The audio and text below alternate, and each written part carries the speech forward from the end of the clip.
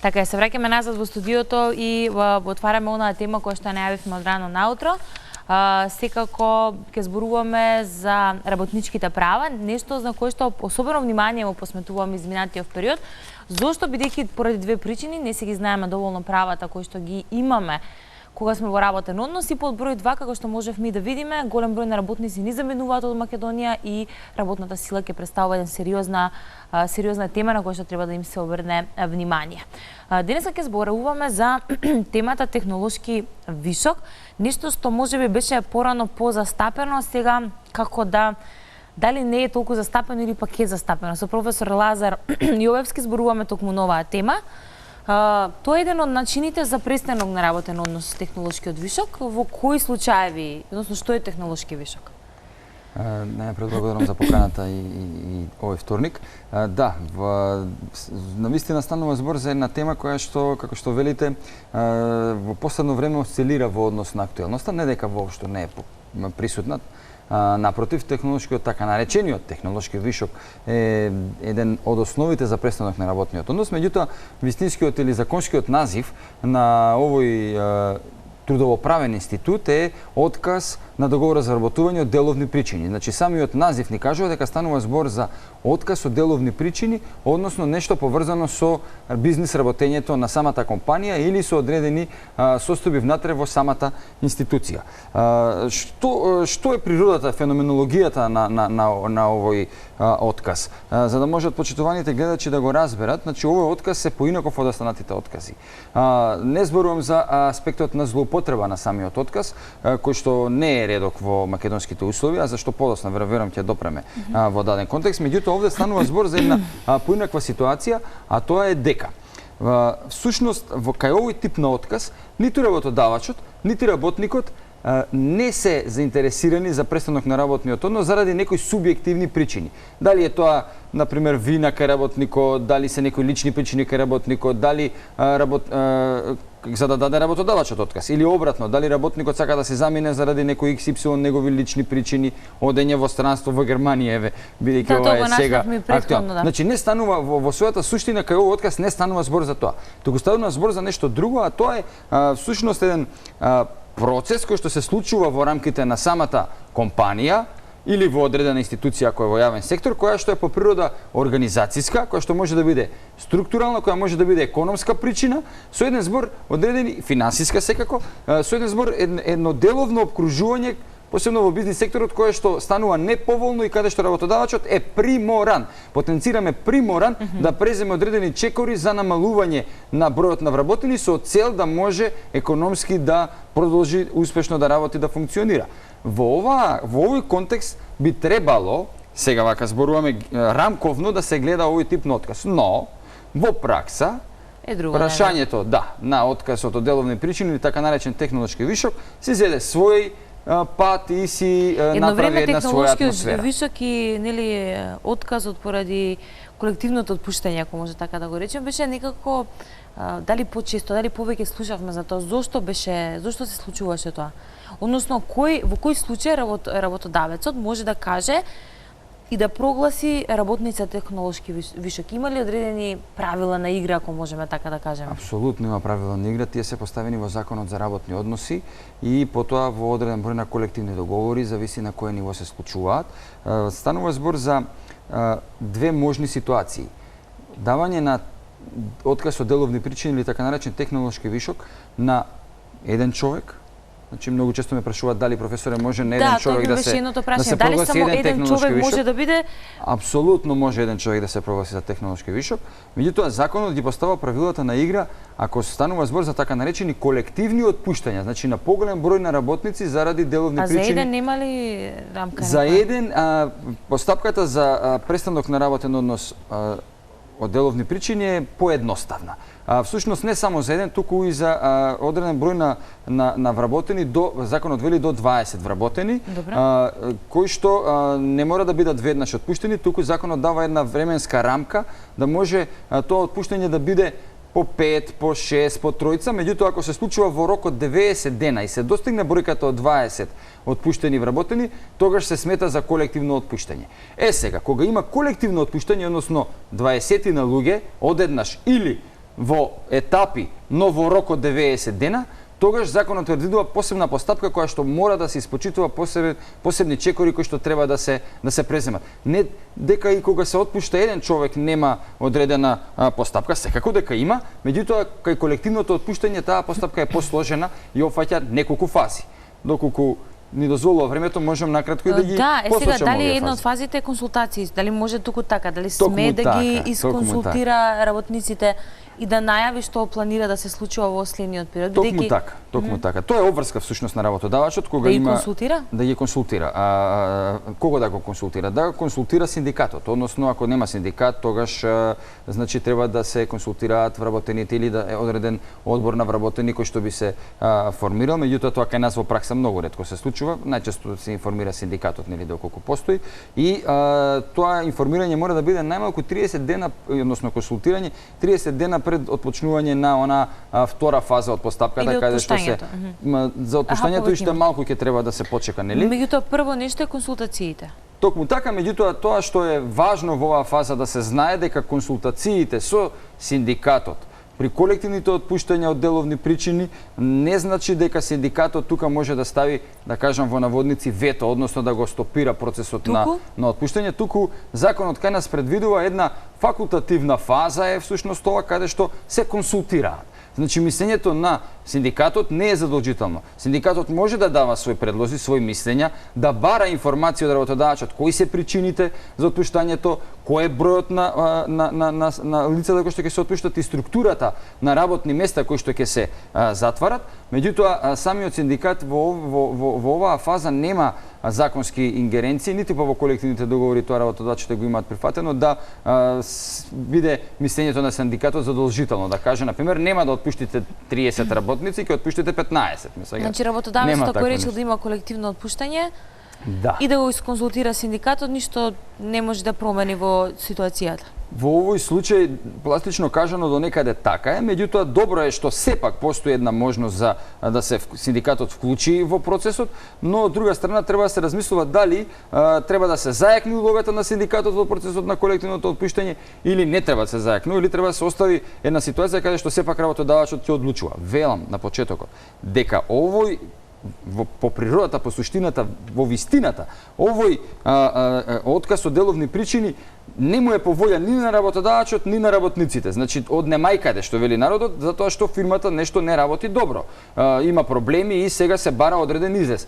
За жал, најчесто, не само во македонски рамки, туку и пошироко, и во регионални, европски, па и светски рамки, наједноставен начин за да се справите, например, со зголемени финансиски трошоци или со неликвидност, со економски проблеми, најслаба карика се работниците и работодавачот наједноставно му е да отпушти работници, отколку да штеди на некои други процедури, постапки, машини, електрична енергија или слично. Тие се обично фиксни трошоци, меѓутоа кај работниците тоа му е вариабила и тука работодавачот, пратејќи ја логиката на зголемување на профитот или одржливоста на самата компанија, гледа каде наједноставно, најбрзо, најлесно може да го намали несаканиот трошок или финансиската криза која што го зафатила. Сега споменавте неколку фази.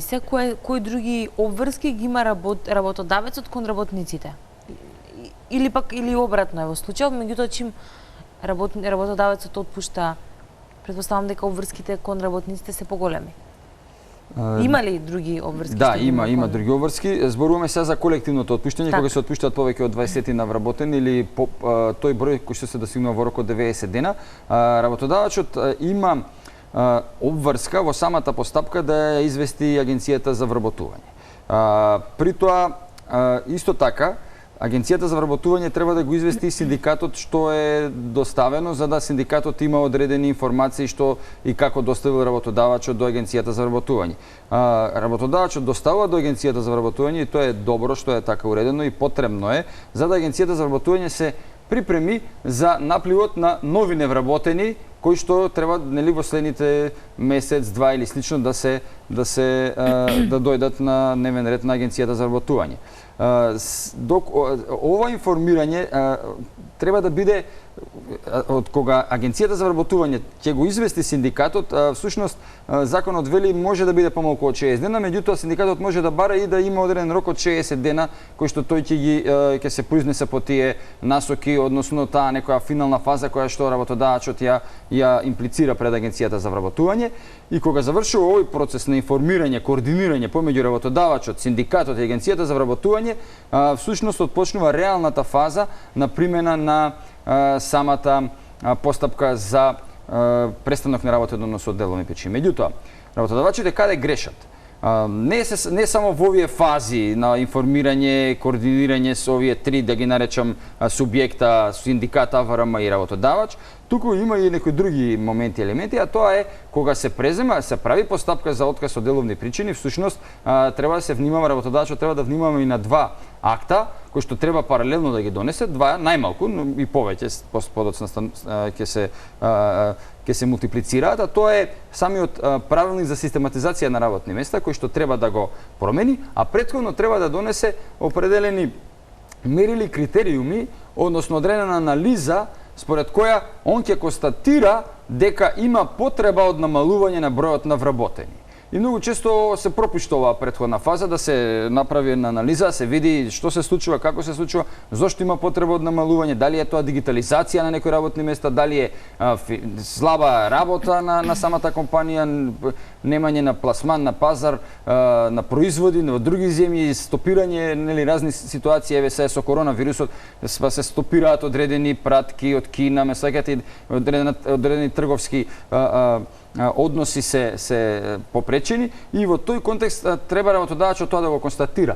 На база на тоа констатирање започнува онаа втора фаза која што доаѓа, која што оди во насока на промена на актот за систематизација, односно кои работни места ќе се укинуваат, кои ќе останат и слично, и кога се носи тој акт паралелно всушност започнува постапката за информирање на синдикатот и оние останати чекори за кои што претходно зборе. Потоа се носат одредени конкретни одлуки на линија на тоа колку луѓе ќе се отпуштаат, ако е поголем број, значи се прави одредено бодирање, се според критериуми и мерила кои што треба да се бидат претходно утврдени, тоа може да бидат утврдени со колективниот договор, меѓутоа ако нема колективен договор во дадената област, ке работодавачот или во гранката, тогаш многу е важно работодавачот да донесе посебен акт кој што ќе ги на еден објективен начин ќе ги бодира вработените, за да се избегне субјективноста и за да постапката биде објективна, да биде во една рамка. Има многу фази и подфази, како што еве самите забележувате, меѓутоа токму тоа е според мене причината да голем број на работодавачи, не познавајќи ги сите чекори и редоследот на нивно спроведување, прават грешки во чекорите, и тоа на крајот на денот многу често доведува до едни судски пресуди, каде што работниците го оспоруваат постапката, а работодавачите ги губат овие, да кажам, спорови, и работниците повторно им се враќаат назад, и навистина се случува една непријатна ситуација, според мене и за едните и за другите. И сега зборуваме за да се вратиме кај работникот, кои права ги има работникот, дали му следува еднократна испратнина. Да, тука законот предвидува нешто. И други права, или кои права ги имаат другите, освен еднократната испратнина? Знаете, и во овој дел има одредена контраверза, би рекол, во дадена смисла, а тоа е дека всушност кога престанува работниот однос од деловни причини, имаме три права кои што се можност на работодавачот, кој што може да ги искористи со цел да не дојде или да го менаџира процесот на колективно отпуштање од деловни причини, и едно право кое што е задолжително. Многу пати во пракса се меша, тоа се мисли дека или се сите задолжителни, или сите се факултативни, но не е така. Зашто станува збор? Законот вели дека работодавачот, наместо да спроведе постапка за отказ од деловни причини, може да искористи три права како компензација. А тоа е понуда на нов променет договор наместо отказ. Се сеќавате минатата нова зборувавме за членот 78 и еве го сега линкот, каде што како можност му стои на работодавачот да му понуди на работникот друг договор наместо отказ. Понатаму следува уште една можност, а тоа е право на преквалификација, доквалификација на вработениот, односно да го задржи на работното место, но на друга работна позиција со други квалификации. И третото право, односно можност, е да му понуди вработување кај друг работодавач. Ова се можности. Меѓутоа, ако едно од нив искористи, тогаш постапката е таа. Значи, или му нуди нов договор, или го преквалификува, или оди вработениот кај друг работодавач со преземање и слично. Ако ова не се искористи, тогаш постапката за технолошки вишок тече, значи овие права не ги користи, не ги потребува работодавачот, и тогаш работодавачот е задолжен да му даде испратнина, како што вели законот. Според моето професорско убедување, всушност станува збор за отпремнина. Тука законодавецот ги помешал термините, значи отпремнина значи дека работодавачот треба да го отпреми, да му даде одредена финансиска подлога на работникот, за да може тој да се снајде на пазарот на трудот додека не даде ново вработување. Испратнина најчесто се дава кога се оди во пензија.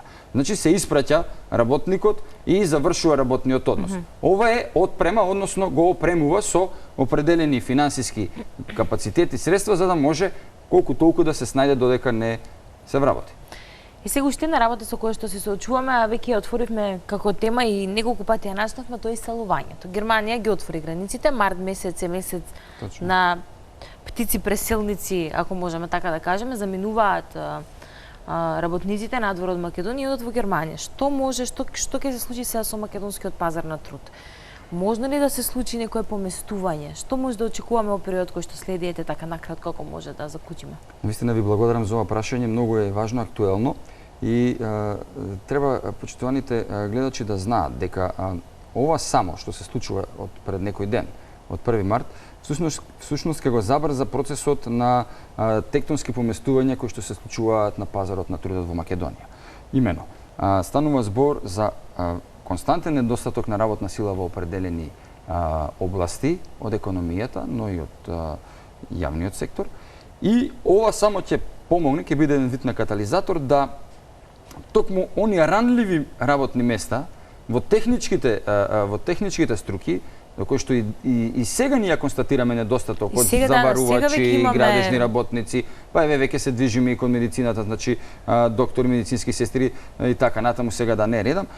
Всушност ќе се отвори една можност за многу побрзо, полесно, поедноставно нивно мигрирање, односно напуштање на пазарот на трудот. И сето ова ќе влијае токму и на одредените околности, на одредената состојба, атмосфера која што е поврзана и со денешната тема, а тоа е отказот од деловните причини.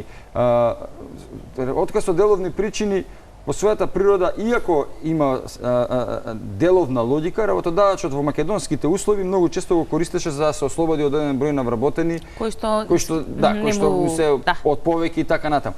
Веќе тој процес се заокружува во нашата економија. Односно, многу ме ги интересира дали ќе биде сега полесно да се најде работа, дали може да се очекува доквалификација, затоа што за овие работни места што нас ни заминуваат и ќе ги нема, те потребна доквалификација. Зборувам за, еве, ако бидат молари, столари и останато, доктори уште повеќе нели е проблем, и дали може да се очекува, не знам, зголемување на платите, ова да биде за да ги стимулираат? Тоа е природен процес. Тоа е во оној дел на економската логика понуда и побарувачка, која ќе ги спротивставите едно спротив друго, даваат одредена резултанта, а тоа е континуирано растање на плати, така што на линија на економските текови платите ќе растат, доколку ако се случуваат одредени економски поместувања со нови инвестиции, домашни и странски, така натаму, уште повеќе ќе влијае сето ова и на зголемување на плати и на намалување на времето потребно за да се најде ново вработување. Тука би се сложил во одредената ситуација, но предупредувам во смисла дека работодавачите кај нас се чини уште живеат со онаа инертност дека имаме огромна понуда на работна сила и иако гледаат со очи дека всушност нема ситуација баш како што беше во минатото, се уште со срце, со ум не разбираат дека ова е само почеток и дека допрва ќе се соочуваме со проблемите на недостиг на работна сила, па дури можеби ќе звучи ова научно фантастично, меѓутоа мислам дека времето ќе ме потврди, а тоа е дека во одредени области, во одредени гранки ние и дури ќе увезуваме работна сила. Така да зборувам за среден рок. Така што ако овој процес продолжи, ќе продолжи, навистина прашањето и за технолошките вишоци и за отпуштањата ради суета, ради нешто што ќе стануваат се поретки, така да ќе се менуваат нештата. Професор Јовски, благодарам за гостувањето. Ќе отвориме повторно актуелни теми со оглед на тоа што ни се наметнуваат, како што заменуваат новите самите теми ни се наметнуваат, имаме за многу што да зборуваме. Јас суштина што тука би упатила апел до сите гледачи да читаат внимателно што подпишуваат, не само работни договори, туку било што подпишуваат да го читаат внимателно. А ви благодарам за гостувањето уште еднаш. Благодарам за можноста и денеска да разговараме, да зборуваме на актуелна тема. Така, се гледаме во секако следна недела. Почитувани, јас тука ќе го најавам следниот гостин кој што ќе разговара со колегата Стефан Огнен Здравковски, млад музички талент кој што ја промовираше новата песна за Прочка, нормално се вика Извини, а во продолжение токму ќе ја чуеме, па подоцна ќе го чуете и разговорот кој што ќе го реализира колегата Стефан.